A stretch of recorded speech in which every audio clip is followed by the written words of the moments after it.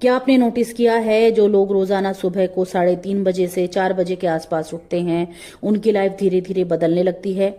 उनका focus, energy और clarity बाकी लोगों से अलग क्यों होती है? क्या यह सिर्फ एक हैबिट है या इसके पीछे कोई एंशिएंट सीक्रेट छुपा है? भारतीय परंपरा में सूर्योदय के लगभग 1.5 घंटे पहले के समय को ब्रह्म मुहूर्त कहा गया है। यह लगभग 3:30 बजे से 5:30 बजे के बीच होता है। एंशिएंट योगीज मानते थे कि इस समय नेचर की एनर्जी सबसे ज्यादा शांत और शुद्ध होती है, यानी उस समय माइंड को फोकस करना बाकी समय की तुलना में आसान होता है। लेकिन यह सिर्फ एक स्पिरिचुअल बात नहीं है, इसका साइंटिफिक एंगल भी है। हमारे शरीर में एक नेचुरल बायोलॉजिकल क्लॉक होती है जिसे सेरेडियन रिदम कहा गया है। यह क्लॉक हमारे स्लीप, एनर्जी, हॉर्मोन्स और फोकस को कंट्रोल करती है। सुबह 4 बजे के आसपास हमारे शरीर में एक खास हार्मोन बैलेंस बनता है। इस समय मेलाटोनिन धीरे धीरे कम होने लगता है और कोर्टिजोल बढ़ने लगता है। यही हार्मोनल शिफ्ट हमें फ्रेश और अलर्ट महसूस कराने के लिए होता है।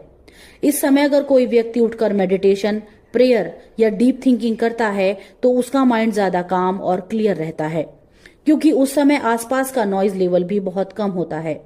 न मोबाइल नोटिफिकेशंस, न सोशल मीडिया और न ही डे टू डे डिस्ट्रैक्शंस, यानी आपका ब्रेन पूरी तरह से फोकस मोड में जा सकता है।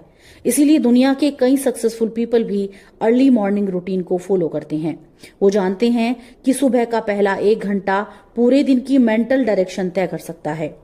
स्पिरिचुअल पर्सपेक्टिव से भी कहा गया है कि इस समय माइंड और सबकॉन्शियस के बीच की दूरी बहुत कम हो जाती है, यानी मेडिटेशन, प्रेयर और पॉजिटिव अफर्मेशन के लिए यह समय जादुई की तरह माइंड पर असर डालता है।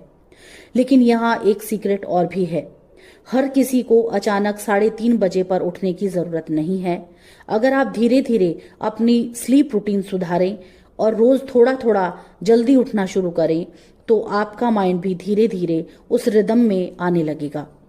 तो अगली बार जब आपकी आंख अचानक से सुबह 3:30 बजे या 4 बजे के आसपास खुले तो तुरंत मोबाइल उठाने के बजाय कुछ मिनट शांत बैठिए, गहरी ब्रीदिंग कीजिए और अपने माइंड को ऑब्जर्व कीजिए, क्योंकि हो सकता है यह सिर्फ सुबह का समय ना हो, बल्कि ये वही पल हो जब आपका माइंड और यूनिवर्स सबसे ज्यादा कनेक्टेड हो।